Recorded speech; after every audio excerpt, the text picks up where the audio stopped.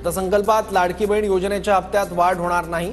हप्ता 1500 रुपयांवरून 2100 रुपये करणं सध्या तरी अशक्य, सूत्रांची माहिती। 2100 रुपये देऊ असं म्हणून मतं घेतली, आता सरकारकडे पैसे नाही, जनता बंड करत नाही तोवर फसवणूक सुरूच राहील, संजय राऊतांची सरकारवर टीका।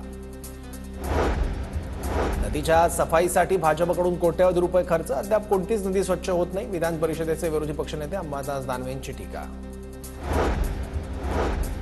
एकनाथ शिंदेंना शिवसेनेमुळे सोन्याचे दिवस आले, शिंदेंच्या सोन्याच्या चमचा वक्तव्यावरून संजय राऊतांची टीका।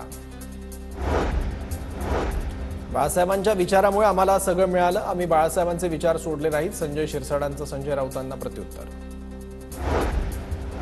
अर्थमंत्री अजित पवार उद्या राज्याचा अर्थसंकल्प मांडणार, सह्याद्री अतिथीगृहावर थोड्याच वेळात राज्य मंत्रिमंडळाची बैठक। महात्मा फुलेंना भारतरत्न देऊन त्यांना खाली आणू नका, माजी मंत्री छगन भुजबळांचं वक्तव्य। महात्मा फुले महात्मा आहेत, आपण त्यांना तिथून खाली आणणार आहात का, भुजबळांचं वक्तव्य। मला फक्त ओबीसींचं नाही तर सर्व समाजाचं नेतृत्व करायचंय, ओबीसी मराठा संघर्ष कमी करण्यासाठी प्रयत्नशील, मंत्री पंकजा मुंडेंचं एका वृत्तपत्राच्या कार्यक्रमात वक्तव्य।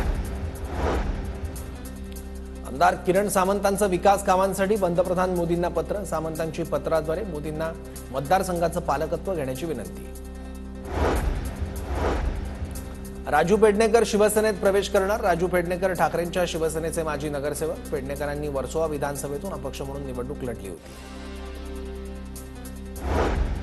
कृष्णा आंधळे केज पोलीस ठाण्यात सर्रास वावरायचा, आंधळेला पोलिसांचं तसंच राजकीय पाठबळ होतं, धनंजय देशमुखांची प्रतिक्रिया।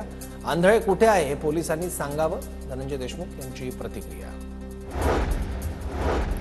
माझ्या वडिलांच्या हत्येसाठी मदत करणाऱ्यांना देखील सहआरोपी करा, वैभवी देशमुखची मागणी।